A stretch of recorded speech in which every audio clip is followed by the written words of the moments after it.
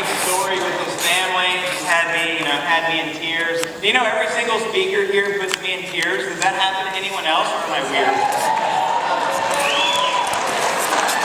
And I recognize that's a good thing, because I always wonder, why do I get teary-eyed? Because I'm very emotional, kind of like a woman, right? Like, I'll cry a lot. Like, I don't plan to cry, but I realize what it is and the reason why, and I just wanted to share that. Something that I recognize is when my spirit recognizes truth, I get emotional. So you may see me get emotional tonight. Anyone else that way?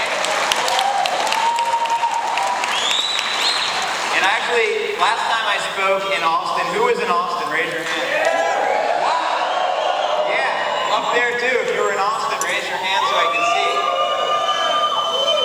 I remember being on stage, the largest crowd until now, right? And I brought up a teammate who happened to be deaf. His name is David Gadici. Anyone remember that? One of the most transformational moments in my life is just seeing the success of everybody transform from event to event to event to event. And I had the privilege of meeting a new teammate I didn't even sponsor. One of my homeboys, one of my best friends I've known for a long time. His name is Jin. Hua. Where are you at, brother? Somewhere around here. And he introduced me to somebody that he sponsored, right? Because now he's stepping up, going to the events, and become a very phenomenal leader like I always knew he would. Because now he believes he is. Because he is. Because he's here. Does everyone here believe that they can do this now?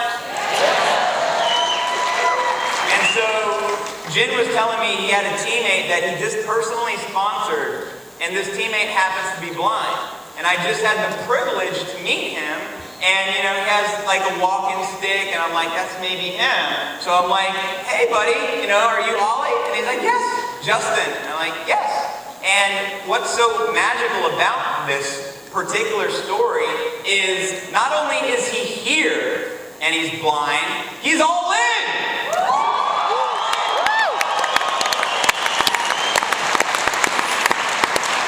So Jin sponsors this guy, right? Due to the awesome leadership from my homeboy.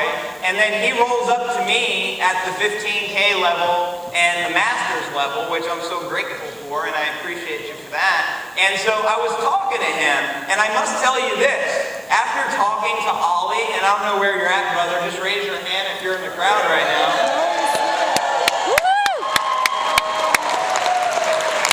And I had a conversation with him for about 5 minutes, and he has more faith than anyone I know.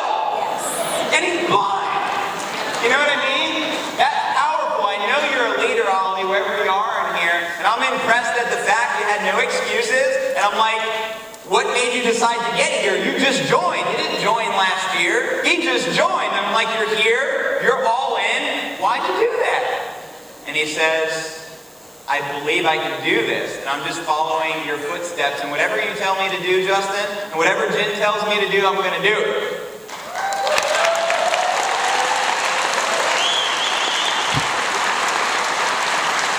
So that's the success formula. To become successful, just follow successful people and do exactly what they say. How many people here want to be a millionaire?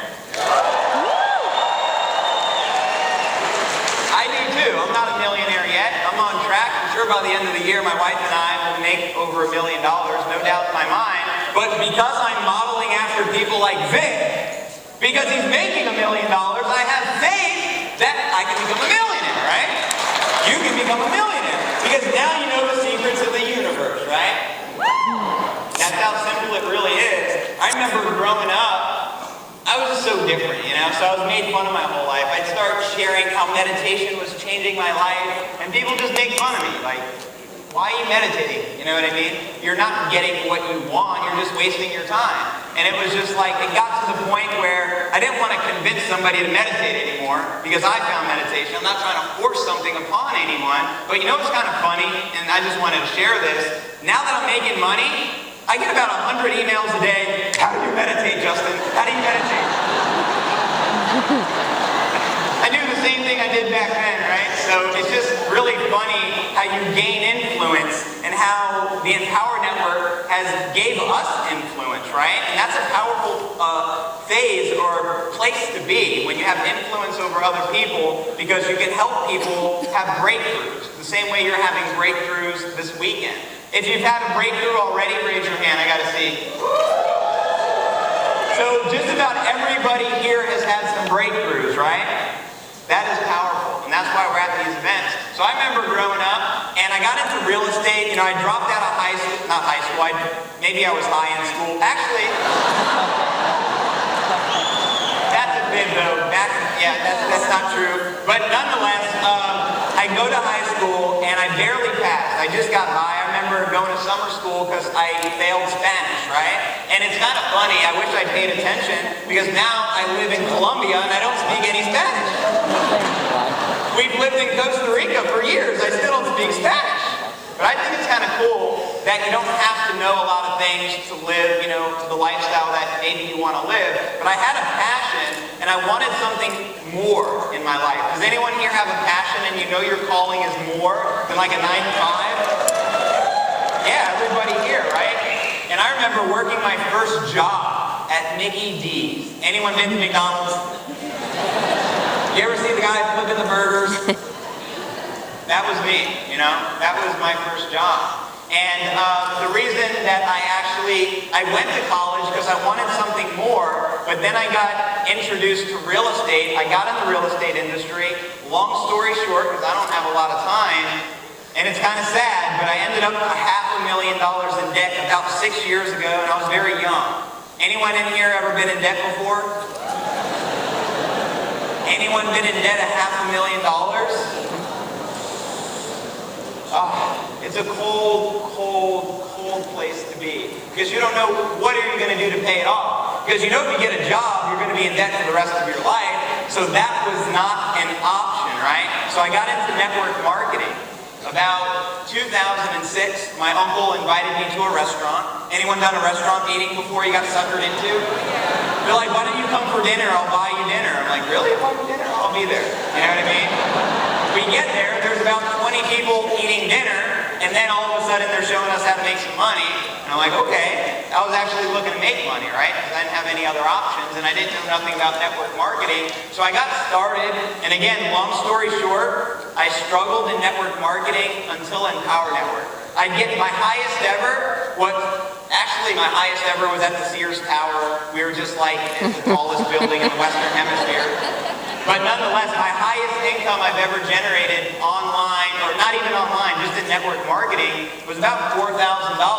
And it took me 2 years working full-time. You know, I'm the type of guy that I'll work 24 hours until I pass out if I believe in something. So I would work my ass off, and the saddest thing in life to me when I was in network marketing was not the fact that I couldn't break through and, you know, I'd have to start over because the company owners, as Dave Sharp says, they break a nail and they go under, right? And it's kind of sad. But what was the saddest part for me, and I can relate to Mike a lot, is the fact that my team wasn't succeeding. And how can they succeed, right? How can your team succeed if I'm working 24 hours a day and they have a job? And you're right there, they had no chance. Because it's very difficult to succeed in the industry when you get paid $1.50 a bottle on auto ship. Anyone know that? Right?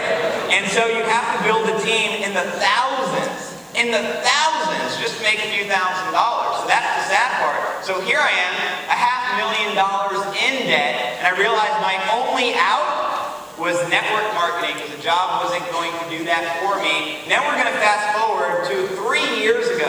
Me and my wife decided to move to China. Actually, I decided we're going to move to China. She didn't want to go. I'll just be honest with you, right? And the reason we went to China was because I was struggling to make money online. I just couldn't crack the code. And so therefore, we had an opportunity to teach English just so we can get